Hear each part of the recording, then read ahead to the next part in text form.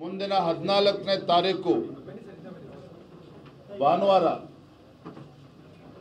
ಸಂಜೆ 4 ಗಂಟೆಗೆ ಮೈಸೂರು ಮಹಾನಗರದಲ್ಲಿರ್ತಕ್ಕಂಥ ಮಹಾರಾಜರ ಮೈದಾನ ಒಂದು ಬೃಹತ್ ಸಮಾವೇಶ ಲೋಕಸಭಾ ಚುನಾವಣೆ ಹಿನ್ನೆಲೆಯಲ್ಲಿ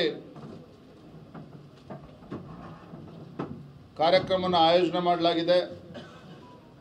ದೇಶದ ಹೆಮ್ಮೆಯ ಪ್ರಧಾನಮಂತ್ರಿ ನರೇಂದ್ರ ಮೋದಿಜಿಯವರು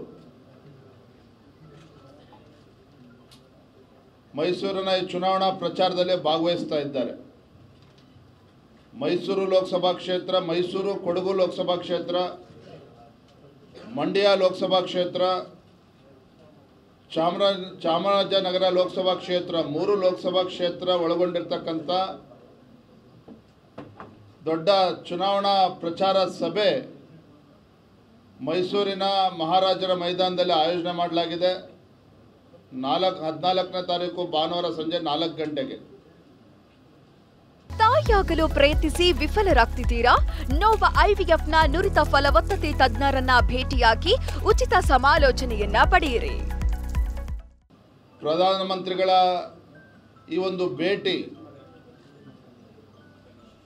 ವಿಶ್ವ ಮೆಚ್ಚಿದ ನಾಯಕ ಆಗಿರ್ತಕ್ಕಂಥ ನರೇಂದ್ರ ಮೋದಿಜಿಯವರು ಲೋಕಸಭಾ ಚುನಾವಣೆ ಹಿನ್ನೆಲೆಯಲ್ಲಿ ಸಾಂಸ್ಕೃತಿಕ ನಗರಿ ಮೈಸೂರಿಗೆ ಬರ್ತಾ ಇರತಕ್ಕಂಥದ್ದು ಈ ಭಾಗದ ಲೋಕಸಭಾ ಕ್ಷೇತ್ರಗಳಿಗೆ ಒಂದು ದೊಡ್ಡ ಶಕ್ತಿಯನ್ನು ತಂದುಕೊಟ್ಟಂತೆ ಆಗ್ತದೆ. ಆ ಸಂದರ್ಭದಲ್ಲಿ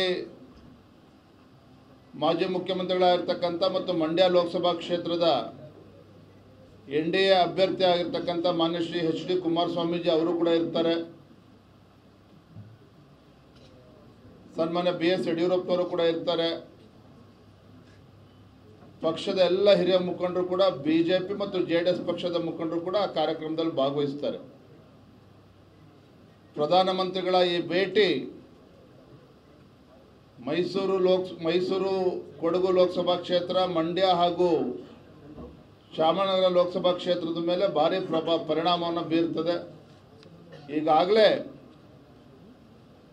3 ಕ್ಷೇತ್ರದಲ್ಲೂ ಕೂಡ BJP ಮತ್ತು JDS, ಮಂಡ್ಯದಲ್ಲಿ JDS, ಮೈಸೂರು ಕೊಡಗುನಲ್ಲಿ ನಮ್ಮ ಭಾರತೀಯ ಜನತಾ ಪಾರ್ಟಿ ಅಭ್ಯರ್ಥಿ ಆಗಿರ್ತಕ್ಕಂಥ ಯದುವೀರ್ ಒಡೆಯರ್ ಅವರು, ಚಾಮರಾಜನಗರ ಲೋಕಸಭಾ ಕ್ಷೇತ್ರದ ನಮ್ಮ ಅಭ್ಯರ್ಥಿಗಳಾಗಿರ್ತಕ್ಕಂಥ ಬಾಲರಾಜ್ ಅವರು ಈಗಾಗಲೇ ಗೆಲ್ತಾರೆ ಅನ್ನುವ ಒಂದು ಒಳ್ಳೆಯ ವಾತಾವರಣ ನಿರ್ಮಾಣ ಆಗಿದೆ. ಆದರೆ ಪ್ರಧಾನಮಂತ್ರಿಗಳ ಭೇಟಿ ಇನ್ನೂ ಹೆಚ್ಚು ಅಂತರವನ್ನು ತಂದುಕೊಡೋದಕ್ಕೆ ಸಾಧ್ಯ ಆಗ್ತದೆ. ದೊಡ್ಡ ಅಂತರದಲ್ಲಿ ಗೆಲ್ಲೋದಕ್ಕೆ ನಮಗೆ ಅನುಕೂಲ ಆಗ್ತದೆ ಅಂತೇಳಿ ಸಂದರ್ಭ ಹೇಳೋದಕ್ಕೆ ಇಷ್ಟಪಡ್ತೇನೆ. ಆ ಒಂದು ಚುನಾವಣಾ ಒಂದು ಸಂದರ್ಭದಲ್ಲಿ ಆ ಕಾರ್ಯಕ್ರಮ ಯಶಸ್ವಿ ಆಗಬೇಕು ಆ ನಿಟ್ಟಿನಲ್ಲಿ ನಮ್ಮೆಲ್ಲ ಪಕ್ಷದ ಮುಖಂಡರು ಎಲ್ಲರೂ ಕೂಡ ಈಗಾಗಲೇ ಕಾರ್ಯಕ್ರಮದ ಸ್ವರೂಪವನ್ನು ಈಗಾಗಲೇ ನಿಶ್ಚಯ ಮಾಡಿದ್ದಾರೆ ಈಗಾಗಲೇ. ಹಾಗಾಗಿ ಒಂದು ಕಾರ್ಯಕ್ರಮ ಯಶಸ್ವಿ, ದೊಡ್ಡ ಮಟ್ಟದ ಒಂದು ಕಾರ್ಯಕ್ರಮ, ಲಕ್ಷಾಂತರ ಸಂಖ್ಯೆಯಲ್ಲಿ BJP ಮತ್ತು JDS ಪಕ್ಷದ ಕಾರ್ಯಕರ್ತರು ಇದರಲ್ಲಿ ಭಾಗವಹಿಸ್ತಾರೆ.